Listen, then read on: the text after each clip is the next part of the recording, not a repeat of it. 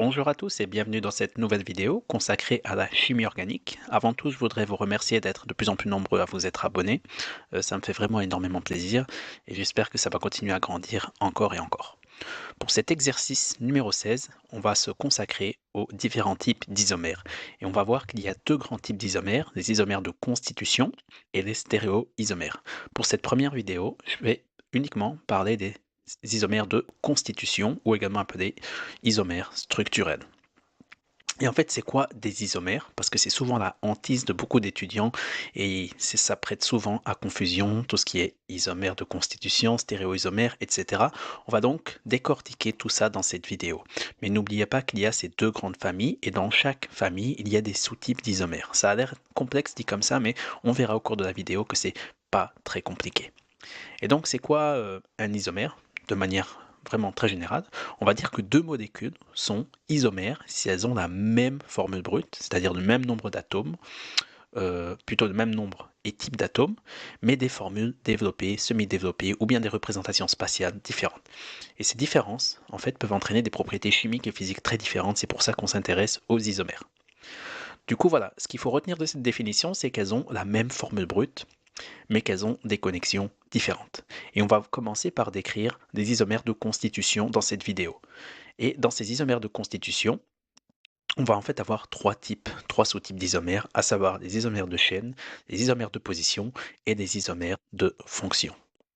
Je vous avais donné une définition très générale des isomères, mais si on veut une définition plus précise des isomères de constitution pour cette première catégorie, en fait c'est quoi? Ce sera des isomères de constitution ont la même formule brute, c'est pareil que la définition générale, mais différent par l'enchaînement des atomes. Et on verra que le deuxième type d'isomère, les stéréoisomères, c'est plutôt au niveau de l'arrangement spatial. Mais pour ce premier type d'isomère, retenez que c'est au niveau de l'enchaînement des atomes. Mais je pense que pour mieux comprendre ceci, avant de passer à l'exercice, c'est que je vous montre quelques exemples. Ces isomères de constitution ou structurels sont de trois types.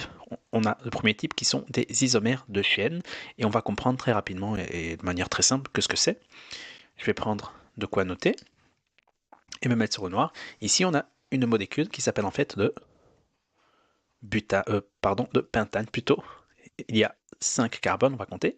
1, 2, 3, 4, 5. Effectivement, c'est de pentane. Et on va essayer de déterminer sa formule brute. Ici, on a donc des carbones. Ici, on a CH3, CH2, CH2, CH2, CH3. On va donc compter le nombre d'atomes d'hydrogène. Il y en a 3, 5, 7, 9, 12. On va donc avoir ici C5, As, H12. On va maintenant regarder d'autres molécules et on va compter le nombre de carbones. On a 1, 2, 3, 4, 5. On a également 5 atomes. On aura ici en fait l'isopentane. Et en termes de formule brute, ici on a CH3, CH, CH2, CH3, CH3. On va compter 3, 6, 9, 10, 12. On a également C5, H12. À partir du moment où les deux composés ont la même formule brute, ce sont en fait des isomères. Maintenant, il reste à savoir quel type d'isomère. Dans ce cas-ci, c'est simplement l'enchaînement de la chaîne qui diffère, notamment une chaîne de carbone. On va donc avoir ce qu'on appelle un isomère de chaîne. On va maintenant passer sur le deuxième sous-type d'isomères dans cette famille d'isomères de constitution, à savoir des isomères de position. Cette fois-ci, ce sera plutôt par rapport à un groupe fonctionnel, un alcool par exemple ici, qui va simplement switcher de position. On va regarder le nombre de carbones qu'il y a ici. Il y en a 1, 2, 3, 4, 5. On va donc avoir ces 5. On va compter le nombre d'hydrogènes. 3, 2, 2, 2, 2. Ça fait 3, 5, 7, 9, 11. Ça va faire 11. Et je rajoute la fonction OH. On a cette formule brute. On va comparer avec d'autres molécules. Ici, on a en fait le pentane, un ode. Je vais écrire ici, juste au-dessus. Pentane, un ode. Et ici, on a 1, 2, 3, 4, 5. On a CH3, CH2, CH2, CH, CH3. On va compter 5, 7, 8, 11. On a bien donc C5, H11 et OH. Je mets de OH séparément pour bien qu'on distingue qu'on a un alcool. Et ici, ce sera en fait le pentane de ode. En fait, ce qui change dans cet isomère, on a bien des isomères parce qu'on a la même formule brute. Du coup, sur ça, on est d'accord. On rentre bien dans la catégorie des isomères de constitution, à savoir à quelle spécificité il s'agit. Ici, on a simplement la fonction alcool qui a changé de position. On aura donc ici non pas un isomère de chaîne, mais un isomère de position. On va maintenant passer à la dernière sous-catégorie dans cette grande famille d'isomères, à savoir des isomères de fonction. En ce qui concerne des isomères de fonction, ça va être un peu différent, c'est-à-dire qu'ici, on va changer de fonction organique. On va par exemple passer du côté gauche, ici, d'un aldéhyde à ici, une cétone. Ici, dans ce cas-ci, on a un aldéhyde et une cétone, mais on peut très bien avoir par exemple un alcool, un éther. On va simplement switcher de fonction organique et il y a de très très nombreux exemples. Mais on va d'abord confirmer que ce sont bien des isomères et on doit donc regarder la formule brute. On va donc avoir ici 1, 2, 3 carbones. On va donc avoir C3. On va compter le nombre d'hydrogènes, CH3, CH2, comme ceci. On va donc avoir ici comme ceci. On va avoir 5, 6. On va donc avoir 6 O. Je vérifie une dernière fois. 3, 2. Ah non, ouais, comme ceci, tout va bien. Et on va maintenant comparer avec ici à droite. Ici, on va avoir C3, C, C, C, H6, notamment H3, H3, et l'oxygène. On a bien la même formule brute. Ce sont donc bien des isomères, et en termes de spécificité, ce sont des isomères de fonction. Du coup, maintenant que la théorie a été vue, on va maintenant passer à un exercice pour mettre tout ceci en pratique.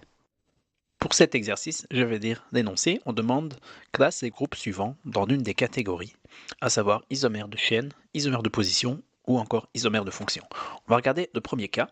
On va comparer ces deux molécules. On va vérifier au niveau de la formule brute que c'est exactement pareil. Pour les pour les deux, il y a 4 carbones. Maintenant, le nombre d'hydrogènes, ça fait CH3. Je vais écrire CH3, CH3, CH3 ici. Et ici, on va avoir CH. Ça fait donc faire H10. Je vais maintenant comparer par rapport à ici. CH3, CH2, CH2, CH3. Ça va donc faire également C4H10. On a donc bien la même formule brute, ce sont donc bien deux isomères. En ce qui concerne le type d'isomère, ici on va avoir des isomères de chaîne car elles se différencient uniquement par une chaîne carbonée. En ce qui concerne la nomenclature, on a ici 1, 2, 3, 4, on a ici de butane. Et ici, on a en fait l'isobutane. Ça a été très très facile. On va maintenant passer au deuxième cas. Cette fois-ci, on a ceci et on a ceci. On va compter le nombre de carbones. On va d'abord vérifier que ce sont bien des isomères, à savoir si elles ont la même formule brute. Il y a 1, 2, 3, 4 carbones. Ok. Il y a ici 1, 2, 3, 4 carbones. Pour le moment, au niveau des carbones, ça match. On va avoir CH3, CH2, CH2 et H. Ça fait 3, 5, 7, 8. H8. On va avoir aussi CH3, CH2, CH3, et on a également H8, et il y a enfin l'oxygène et l'oxygène. Mais ces deux molécules ont la même, formule brute, mais elles ne sont pas identiques. Dans l'un des cas, on a en fait ici un aldéhyde, et ici on a une cétone. Par conséquent, ici ça sera plutôt des isomères de fonction. Si c'était des isomères de chaîne, ça aurait été uniquement des chaînes carbonées. Si c'était des isomères de position, ça aurait été la même fonction organique, mais à deux endroits différents. Ici, c'est carrément la fonction organique qui change. On a donc des isomères de fonction. On va maintenant regarder le troisième cas, l'avant-dernier cas. On va avoir ici 1, 2, 3, 4 carbones. Dans l'autre cas, on a 1, 2, 3, 4 carbones. On a donc C4. On a C4. On va compter le nombre d'hydrogènes, CH3, CH2, CH2, CH2, ça fait 5, 7, 9, H9, Br. Ici, ça va faire CH3, CH, CH2, CH3, on va compter. Ça fait 3, 6, 8, ça fait 9. Comme ceci. On a donc bien la même forme brute, on a donc bien affaire à deux isomères.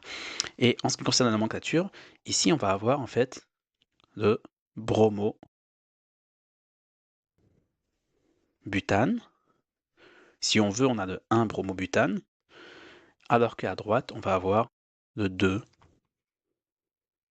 bromobutane. Ah, j'écris très mal, hein.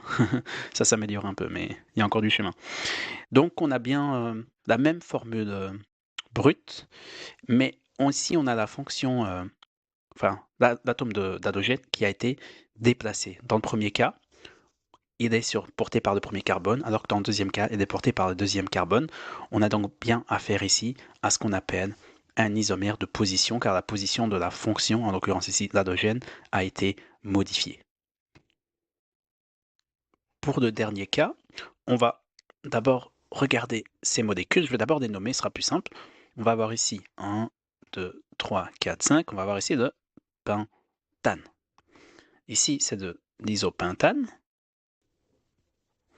À savoir que l'isopentane ça peut également être, si on veut être vraiment exact, ça peut également être de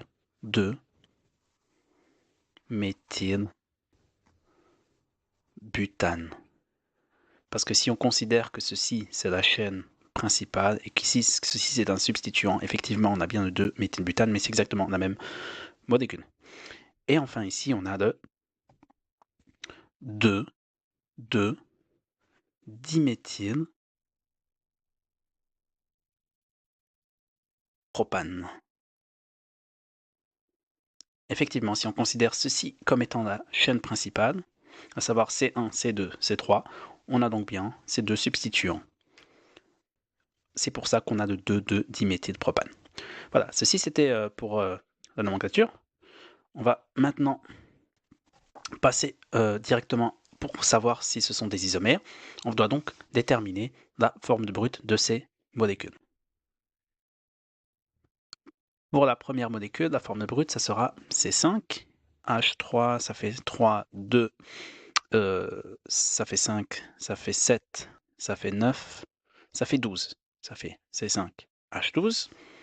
Ici, dans la deuxième molécule, ça va faire CH3, CH2, CH, CH3, CH3. Ça va donc faire 3, 6, 9, 10, ça va faire 12. On va donc également avoir C5H12 ici. Et dans ce cas-ci, on va avoir CH3, CH3, CH3, CH3. Et au milieu, il n'y a pas d'hydrogène, ça va donc bien faire C5H12. Donc dans ce cas-ci, on a bien 3 isomères. Et en ce qui concerne le type d'isomère, on va avoir ici en fait des isomères de chaîne car elles se différencient uniquement au niveau des chaînes de carbone. Du coup, je vais faire un petit résumé. Ici, on avait isomère de chaîne. Ici, on avait isomère de fonction, car on passait de l'aldéhyde à l'acétone, ou vice-versa, c'est pareil. Ici, on avait isomère de position. Et ici, on avait donc, voilà, je vais descendre même un peu plus bas, et ici, on a des isomères de chaîne. Donc, je remonte en haut pour vous résumer tout ceci. Donc, en ce qui concerne l'isomérie, il y a deux grands types d'isomères, des isomères de constitution et stéréoisomères. Les stéréoisomères, j'en ai pas encore parlé, mais on en reparlera dans une prochaine vidéo. Ça va surtout concerner les arrangements spatiaux. Mais dans cette vidéo, on a vu des isomères de constitution. Ce sont des molécules qui ont la même formule brute, mais qui se différencient par la connectivité des atomes ou par des changements de groupe fonctionnels, si on veut. Et on a vu que dans ces isomères de constitution, il y en a de trois types, des isomères de chaîne, des isomères de position et des isomères de fonction. Du coup, retenez ceci et la prochaine vidéo arrive très bientôt. Prenez soin de vous, à très bientôt.